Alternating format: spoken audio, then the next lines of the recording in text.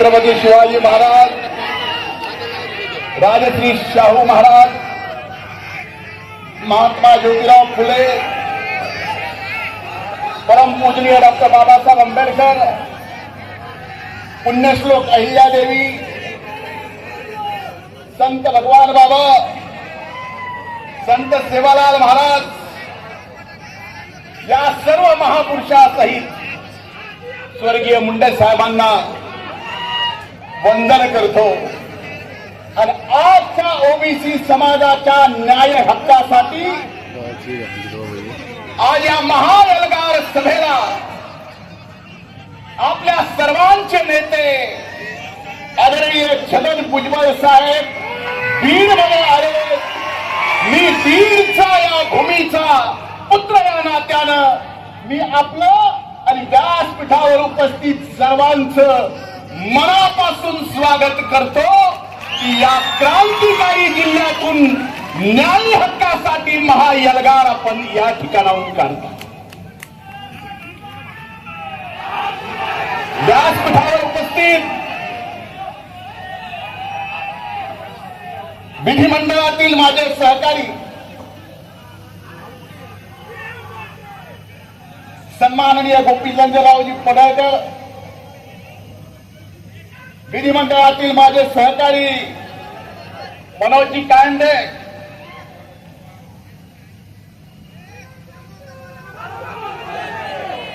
अरे ज्याची खोलायची तेवढं तर मला बोलू द्या. पुन्हा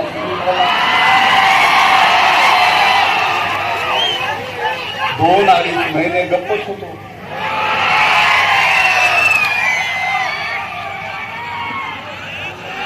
सन्माननीय हाके साहेब, व्यासपीठावर उपस्थित सर्वांची नावं मला घेता येतील.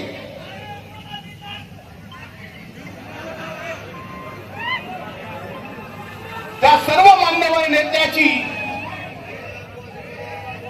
मनापासून माफी मागतो आणि या महाएल्गार सभेला आपण बीडला उपस्थित आहात. बीडचा पुत्र या नात्यानं मी आपल्या सर्वांचं मनापासून स्वागत करतो.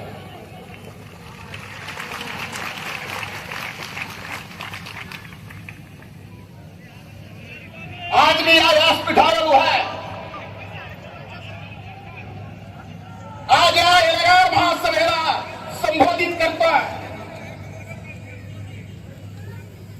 ते कुणाला विरोध करायचा म्हणून नाही, कुठल्या समाजाचा विरोध करायचा म्हणून नाही, कुठल्या समाजाचं न्यायी शब्द तुम्ही पण लक्षात घ्या, न्यायी आरक्षणाच्या विरोधात नाही.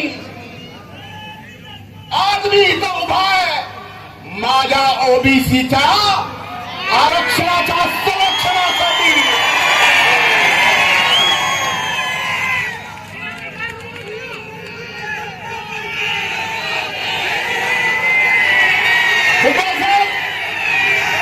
आमच्यासाठी आपण वडिलकीच्या आधारात आमचे मार्गदर्शक आहात, आमचे नेते आहात.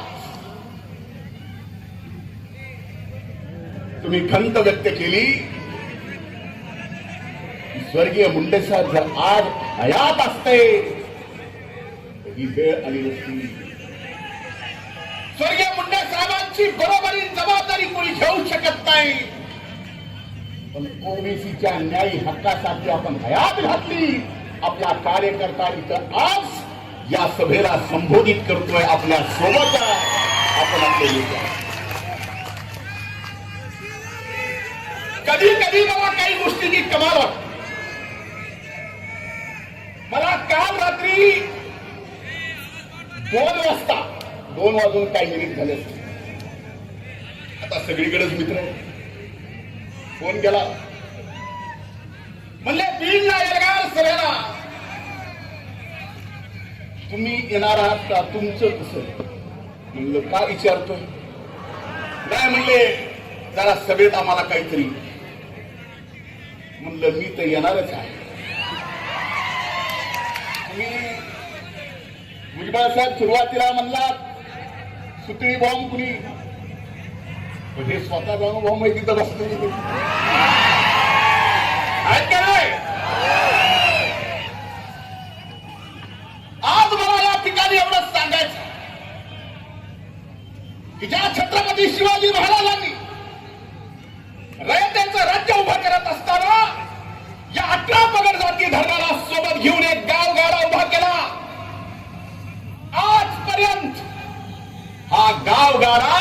सर्व जाती धर्म 11 पगड जाती धर्मातले सगळे गावातले एकत्र पुन्हा गोविंदानी नांदत होते. बरोबर आहे का नाही?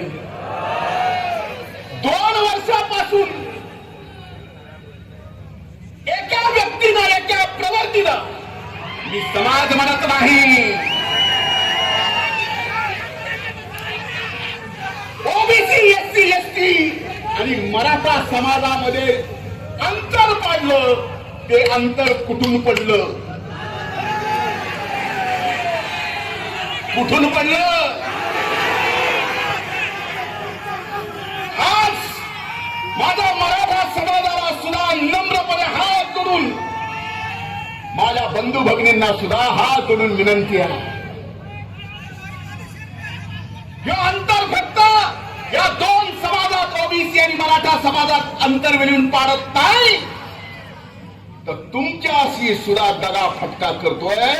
उदाहरणाविषयी सांगतो, नाही तर त्यांनी तरी यावं 13 कोटी जनतेच्या समोर आता आपण सुद्धा इकडे राहावं की खरा फायदा मराठा समाजाचा या ओबीसीत येऊन नाही, तर खरा फायदा मराठा समाजाचा सुद्धा ईडब्ल्यूएस मध्ये जाऊन आहे, इकडे नाही.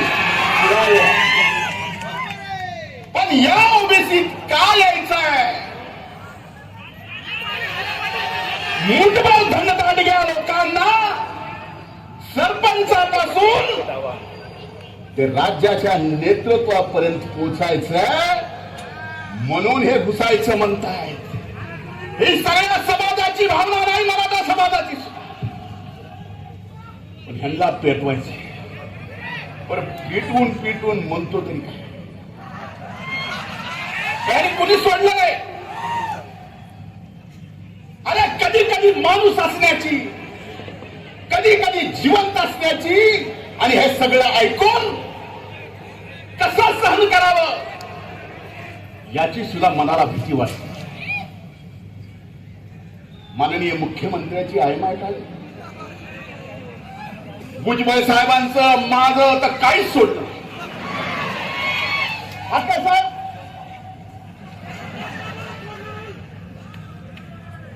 मला तर कधीपासून पाडितोच म्हणतो.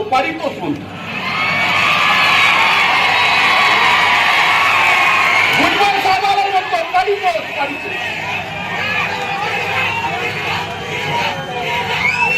अरे 1,42,000 लोकांना लोकांनी तो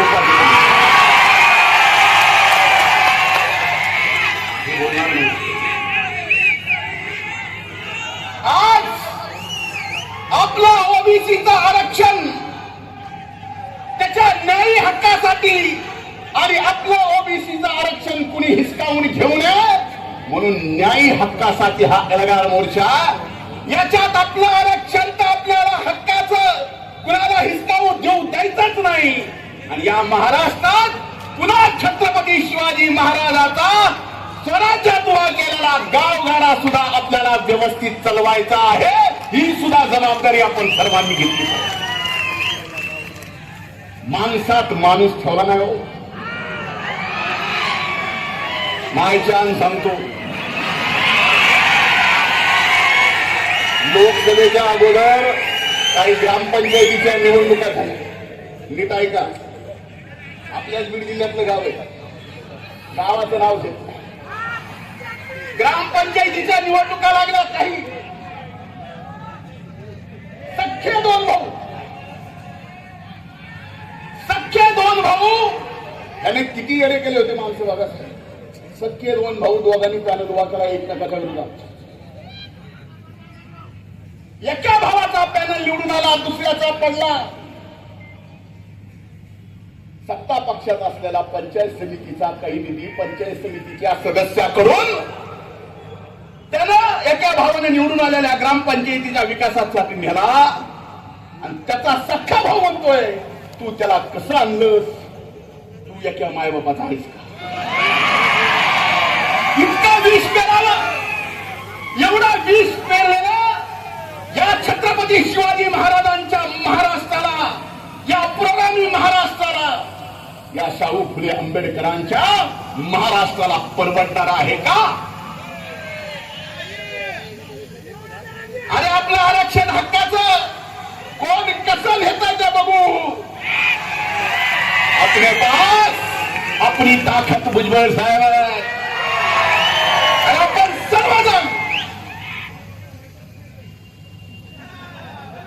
सर्वजण ताकदीनं, नाही तर एवढे आलात. ही अभूतपूर्व ऐतिहासिक सभा आहे आणि ती सभा सुद्धा छत्रपती संभाजी क्रीडा संकुलामध्ये होती. हे हक्काच्या, न्यायाच्या, ओबीसीच्या आरक्षणाच्या संरक्षणाची लढाई सुरुवात ही छत्रपती संभाजीनगरच्या संभाजी क्रीडा संकुलाच्या इथून होत्या. म्हणून मला आपल्याला काही गोष्टी या ठिकाणी स्पष्टपणे सांगायच्या, माध्यमांना दाखवायच्या. मी एका सभेत बोललो की एमपीएससीचा निकाल मागच्या एमपीएससी मध्ये 480 मार्क पडले 50%. पण त्याच गड्याने जर ईडब्ल्यूएसचं सर्टिफिकेट घेतलं असतं तर ईडब्ल्यूडीच्या मेरिट लिस्ट मध्ये पहिल्या 25 मध्ये लागला असता. पुराव्यानिशी सांगतो, पुराव्यानिशी. आणि ह्याचा खरा बरा एकदा तुम्ही असे माथे कुणाचे भडकू नका. त्या छत्रपती शिवाजी महाराजांच्या महाराष्ट्रात तुम्ही असे कुणाचे माथे भडकू नका. खरं काय, खोटं काय, कायदा काय सांगतो आणि मराठा समाजाच्या आमच्या गरीब बंधू भगिनींना खऱ्या अर्थानं फायदा कशाचा होतोय हेच आम्ही बोलतोय, हेच सर्वजण बोलतायत. पण ओबीसीत येऊन नाही. आता आम्ही काही बोललो किती बोलणार. रोज सकाळी 9 वाजता आता एक निकाल माझ्या हाती आलाय.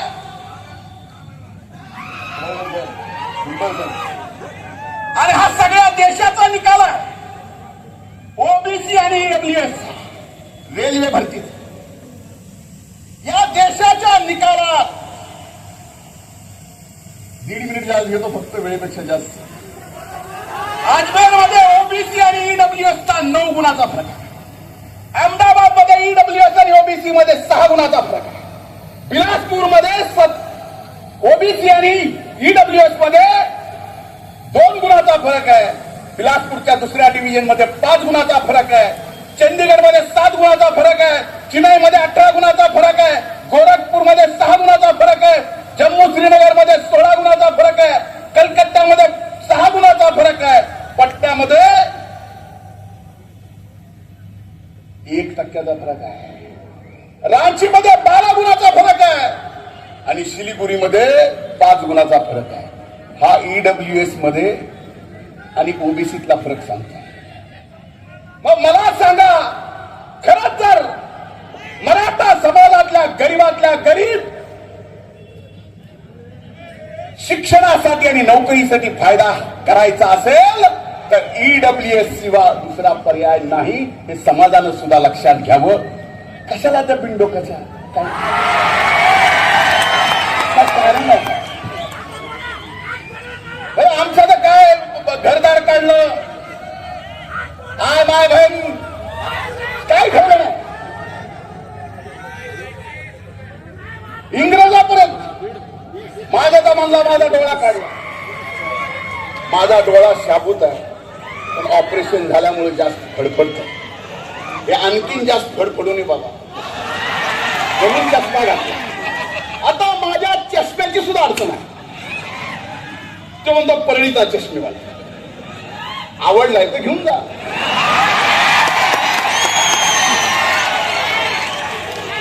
पण ओपून दिसेल का नाही मला माहित नाही.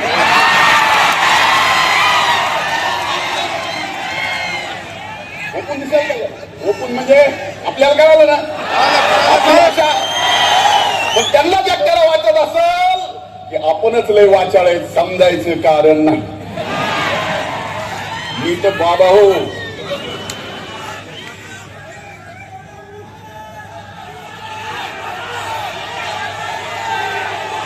म्हणून आज ही एल्गार सभेची लढाई, ही लढाई कुणाला विरोध करायचा नाही.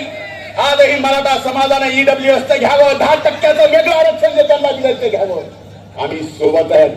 आम्ही खांद्याला खांदा लावून लढा दिला. मी 25 वर्ष मराठा आरक्षणासाठी लढलोय, सर्व जातीच्या आरक्षणासाठी लढलोय आणि त्याचं रेकॉर्ड आहे. कारण ही शिकवण. पण आमच्या ताटातलं कोण घेत असेल तर आम्ही सुद्धा नुसतं बघत बसणार नाही, हे आज निश्चित आहे. आणि कृपा करून मी जसं सांगितलं रात्री 2 वाजता फोन आला मला, तसं आपल्याला सुद्धा सांगतो, कुणाला घबरायचं, कुणी अंगावर आलं शिंगावर घ्यायचं.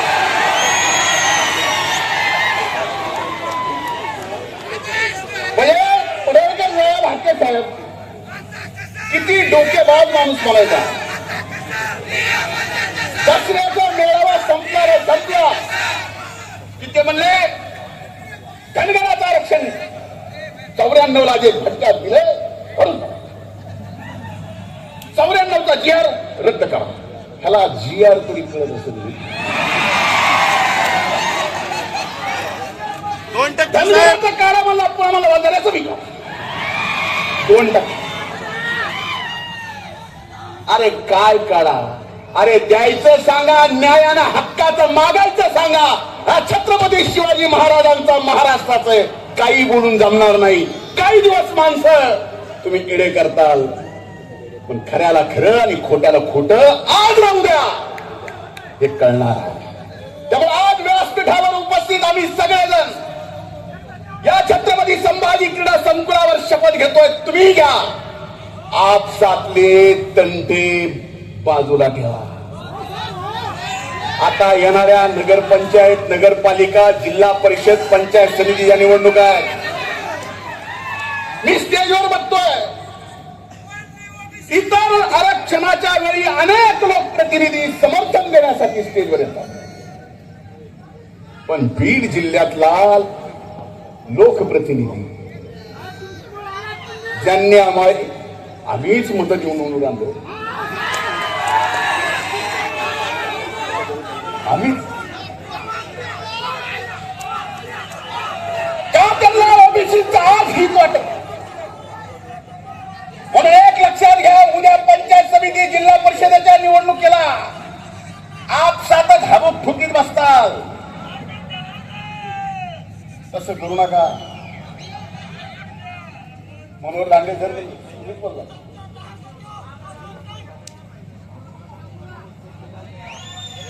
मीच आणला कुणी आणला कुणाला सांगतो. काही जण उडावर घ्यायची सवय लागलेली असते, घेतल्या काय उगाच नाही घेतले, पक्षनिष्ठेसाठी. उगाच नाही, पक्षनिष्ठेसाठी घेतले. पण एकच सांगतो, आजच्या या सभेतून आपल्या आपल्या गावाला जाताना, आपल्या गावात जाताना आपल्याला तो गाव गाडा सुद्धा सांभाळायचा. आपल्याला कुणाचा समाजाचा द्वेष नाही करायचा. आपला द्वेष, आपला राग, आपला संताप एक व्यक्ती आणि एक प्रवर्तीला आहे, बाकी कुणाला नाही. आणि येणाऱ्या जिल्हा परिषद, पंचायत समितीत दाखवून देऊ. बरोबर आहे का नाही? आणि माझी विनंती आहे साहेब, आपण मंत्रिमंडळात आहात, पडळकर साहेब, मी, पंकज भाऊ, मनोजी भैया, आम्ही विधिमंडळात आहोत. पण मंत्रिमंडळात एक गोष्ट निश्चित केली पाहिजे की आपण जी मागणी केली आहे, सुरुवात मिळवून झाली आहे. पुढ्या महाराष्ट्रात आता या केंद्र सरकारनं तर जातनिहाय गणना करायचा निर्णय घेतलाय. पण करत असताना महाराष्ट्रानं त्याच्या अगोदर राज्याला सुद्धा करता येत नाही. तो अगोदर महाराष्ट्रानं सुद्धा लवकरात लवकर एकदा हिशोबच करून टाकावा. हे एवढा पुन्हा भांडण नको आणि भांडणं लावणारा तर मुळीच नको. म्हणून माझी आपल्याला हात जोडून टाकायची विनंती आहे.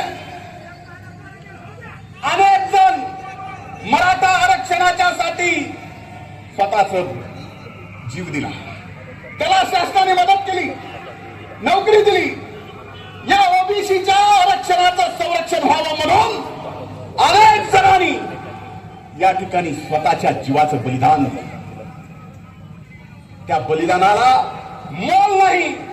पण भुजबळ साहेब, आपण आमचे नेते आहात. आपल्याला सरकारला सांगावं लागेल की ओबीसीच्या आरक्षणासाठी ज्यांनी आपल्या जीवाचं बलिदान दिलं, आत्महत्या केली, त्यांना सुद्धा 25 लाख रुपयाची मदत आणि नोकरी शासनाने दिली.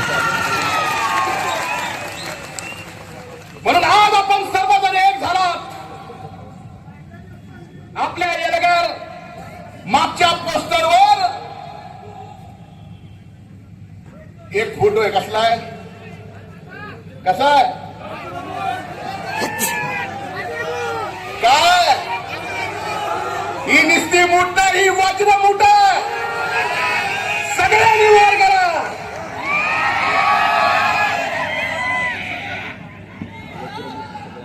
एकच पर्व, एकच पर्व. खूप खूप धन्यवाद. जय हिंद, जय महाराष्ट्र. मी देशाचे ओबीसीचे नेते, महाराष्ट्राचे मंत्री आदरणीय भुजबळ साहेबांना विनंती करतो की या एल्गार आपला मोबाईल करा आणि सगळ्यांनी टॉर्च संबोधित करावं. सगळ्यांनी आपापलं एकच पर्व, सगळ्यांनी एकच पर्व. छगन भुजबळ साहेबांचा अरे कोण रे कोण एकच पर्व, ओरिजिनल ओबीसी पर्व असं म्हणा.